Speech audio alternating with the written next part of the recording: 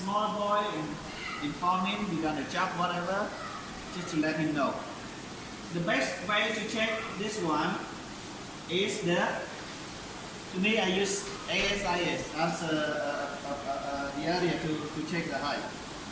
ก่อนอื่นว่าจะเช็คเขาต้องไปเช็คกระดูก ASIS ก่อนเพื่อว่าความรุนแรงความต่ำสูงของกระดูกกล้ามมันต่อกันบ่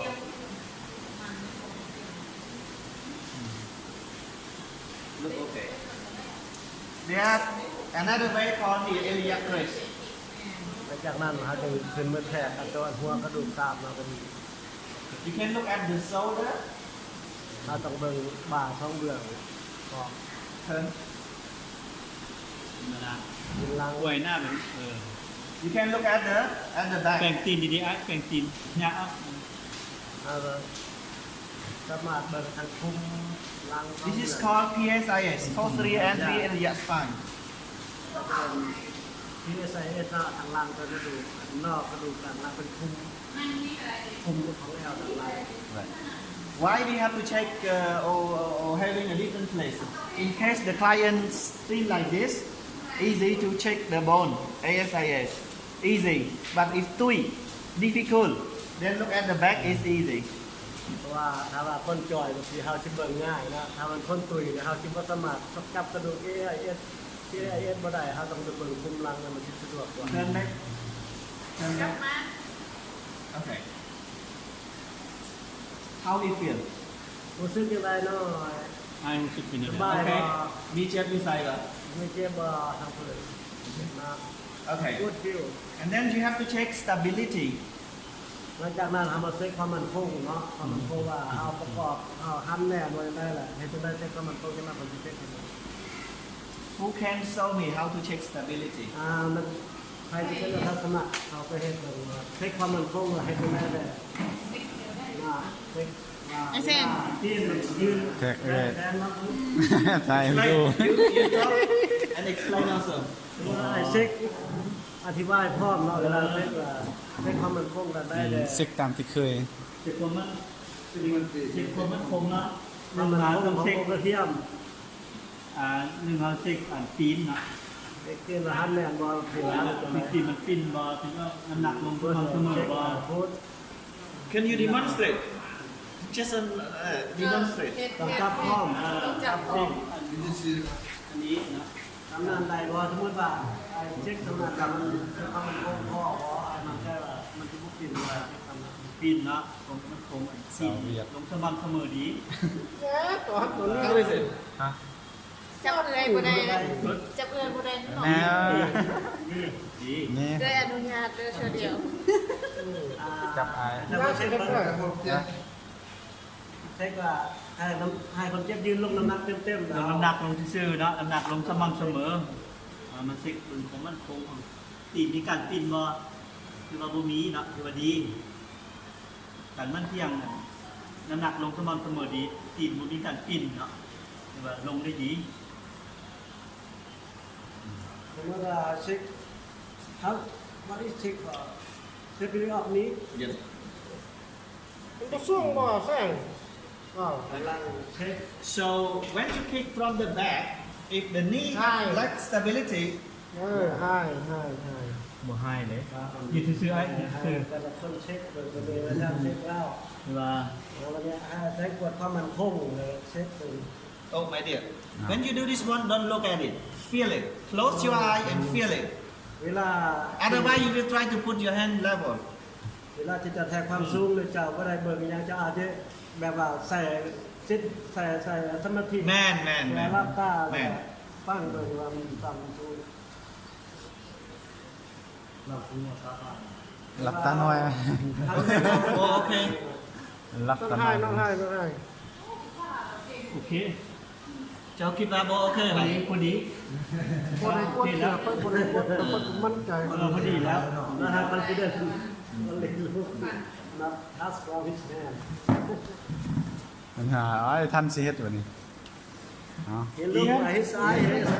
มุมเมียนาน้ำหนักจับเงยอัน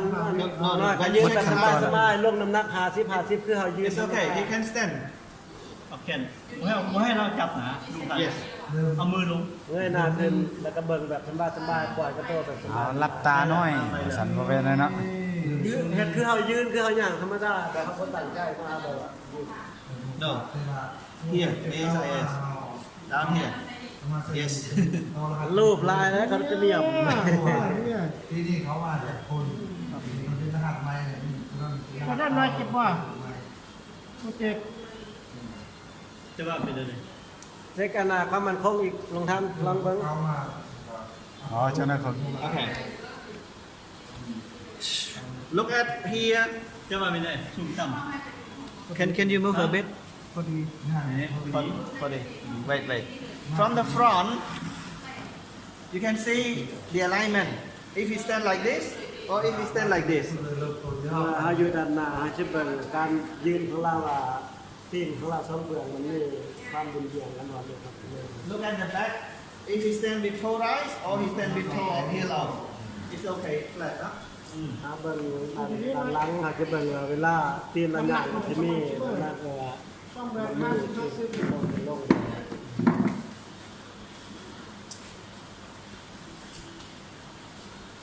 เฮ้ย Okay. Take out this one. Mới lên bà. Yeah. Okay. Check the suspension. อ่ะเอาออกอ่ะ น้ำส้มโอเคว้าวเนี่ย เช็คเบิ่งตัวนี้มันเช็คความเกาะหอยของอนาจุดเกาะมันมี Side. ใส่ขึ้น ใส่คืนไอ้ Okay. Put the chair back. Let me check a bit. How is the fitting? ตัดนั่นเจ็บ Oh, how many? One, right? วันว่า ว้าว Sit. I'll put the chair back. I think. So เอาเด้ it อ should ออก not be come off. อันนั้นไอ้ หรือลมอยู่ เรื่องขับดิบเขาคืน Not enough. ลม Bend. You see the when he bend, you see the space here. This one we expect to be like this.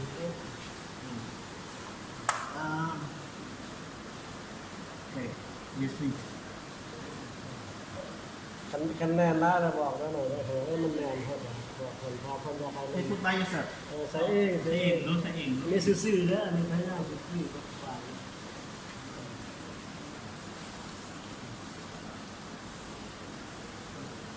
Yeah. เท่ๆนะเท่ๆคือทับได้บ้างนะชิบ See, this is the reason when you add some house more some stuff, it also change the แต่ space between this one. Right, Put off fair, the side fair. here. เวียดแต่สวีเดนเลยเนาะ No. I think you have to pull this one. ดึง Mela. ดึงออกมาชั้น อาตีน ชั้นเดียวกันตีนจะมันเยียบกันเลย แล้วก็ดึง ทุกเพื่อเจ้าชีเท่าละเอาตีนเบื้องดีเห็นเยียบเบื้องขาเทียมนี่จะดึงออกเนื้อไอ้เด้อ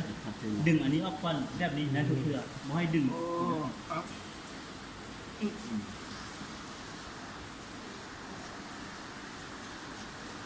Okay. อันนั้นยาวไป เป็ ก น ระย่าง เงา จริ ฝุ่ ง น วะถ้าทางลุ่มยาวไปกระย่างเลยครับ นี่ ข้าวคุณข้าว อันนี้เหรอ มันก็ไปคดย้อนที่เก้าเลยนะ ใครอยากนะครับดึงทางเทิงขึ้นดึง อันนี้เราใช้สำคัญเลย นี่มีโยพิมพ์เข้า Take out completely. Pull it up a bit more. ดึงแพร่ขึ้นเติม ดึงแท้ขึ้นตึงไว้ ดึงขึ้นสูงๆแล้วจงเลยดึง ตัดออกไหมเนาะ มันยาวมันไม่มีของเล็กน้อยนะมันของผู้ใหญ่ อันนี้ผมผู้ใหญ่อ่ะ สำคัญมาก มันสไตล์เดียวออกมารุ่นเดียวกัน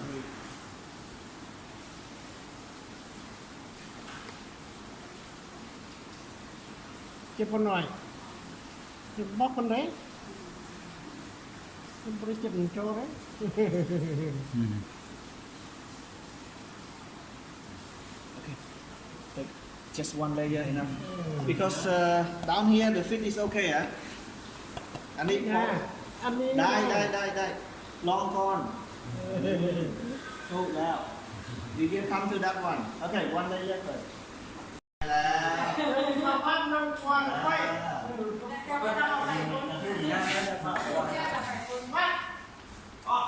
ออกมาเอา ออ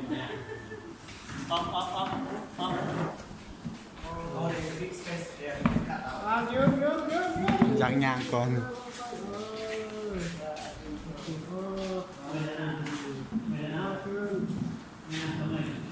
เคารพทุ่ง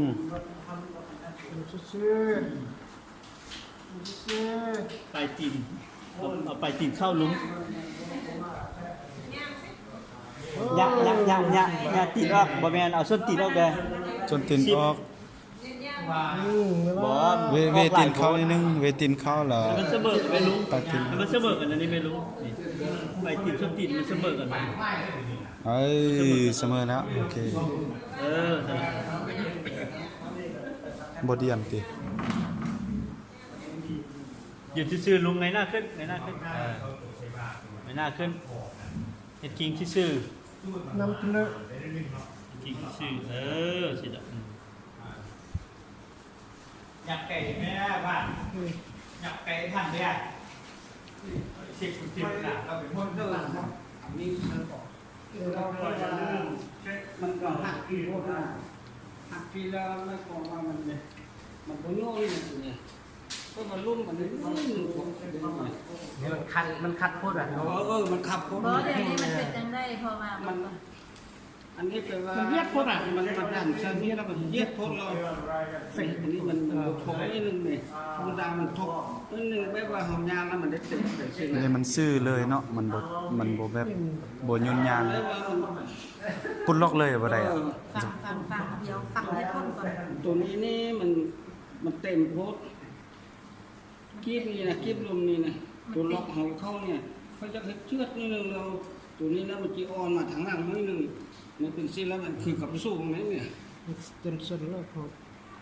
พ่อแต่ว่าพอเฮาอยากให้พอลองย่างลองเบิ่งเนาะมันเป็นจังซี่เฮ็ดพ้นที่ทีมงานเฮาเฮ็ดมันเป็นนี่เพราะว่าเฮามาเบิ่งละมุมค่าพอนี่มันตะกี้ให้พับปักก็ไล่เนาะเดี๋ยวนี้มันเยียดขึ้นมาแล้วเฮาหันจุดประสงค์อยากให้พอนี่ ตรงนี้ พอ มาเป็นนอก อยากให้เยียดต่อไปแล้วคันเยียดได้เธอได้แห่งดีแล้วเฮาจะบ่ได้ใส่เด็กลาบเลยอนาคตนั่นน่ะพอลองย่างมันก็บอกคันเป็นจังได้แท้แล้วพวกลุงเปลี่ยนให้บ่เป็นย่างเจ้าถ้าเผื่อใส่กลงสู้ใส่ย่างก่อนไหม แต่แล้วเราสู้สิ เฮ็ดจังได๋ล่ะล่ะเฮ็ดหน้าของติ่งของย่างเด้ เนาะก็เช็ค จันแซงเซ็กลอง ยืน ซู อันนี้ ม ลุงยืนไปตีนมันเสมอ เซ็ กั ก น เซบิลิตี้ ไปจีนเข้าเสมอกัน ไอ้มานั่งรอก็ได้ขนาดบ่ลมเนาะ ไปจีนเข้าก่อนไม่ต้องทำให้ เองแล้วจะไปอยู่ จะออกหลายคนไปจีน โอ้ I feel extended จะ the last one จะไม่น่าถึงเด้อยืนซื่อๆนะลุงนะนี่น่ะ ซื่อๆนะต้องก้มนะยืนซื่อ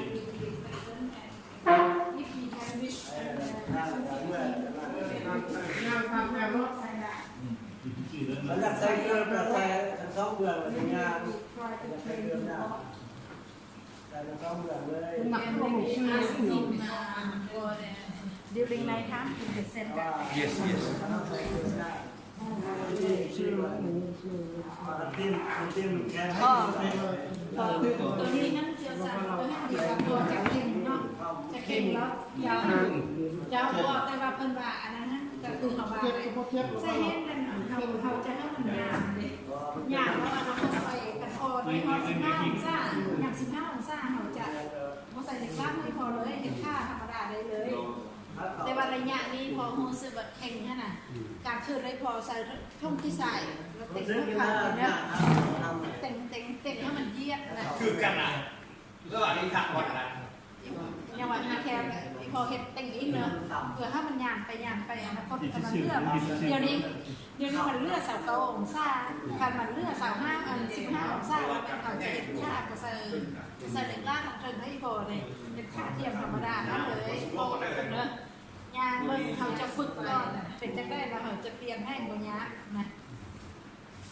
แต่ถ้าพอจะต้องที่ใส่เลยพอจะบุกแป๊กเนาะ รู้สึกกันเลย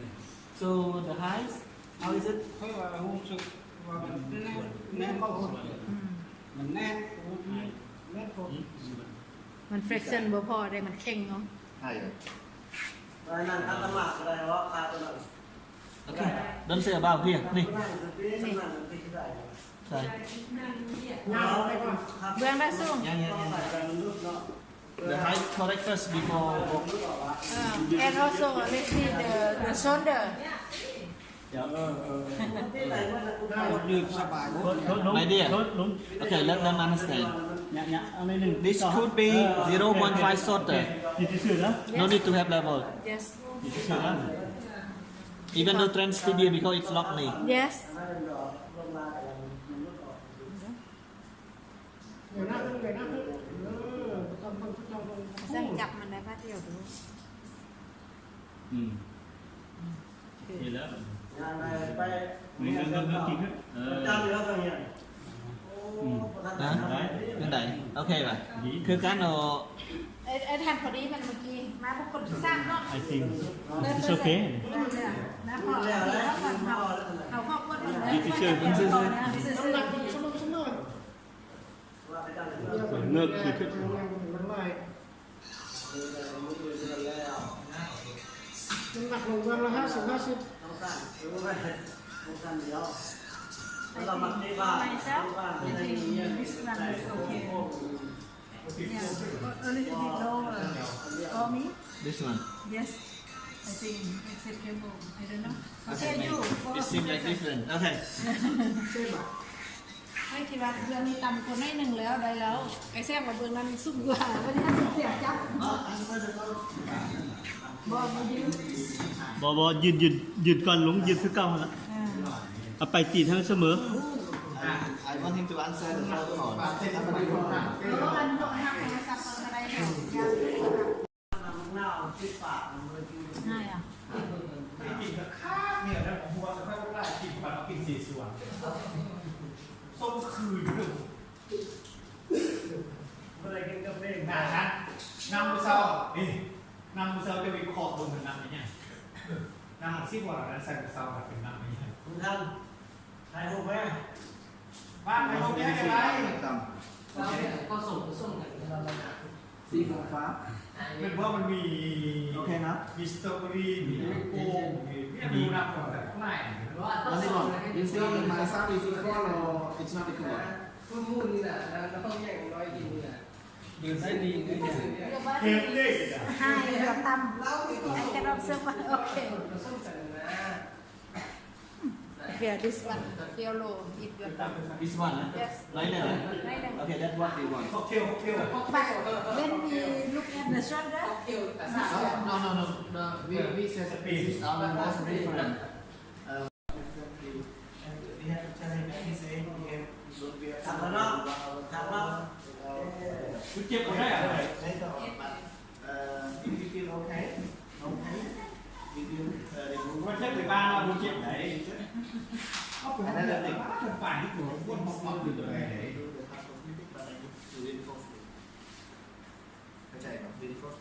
Put the plastic in the oven and then dry it.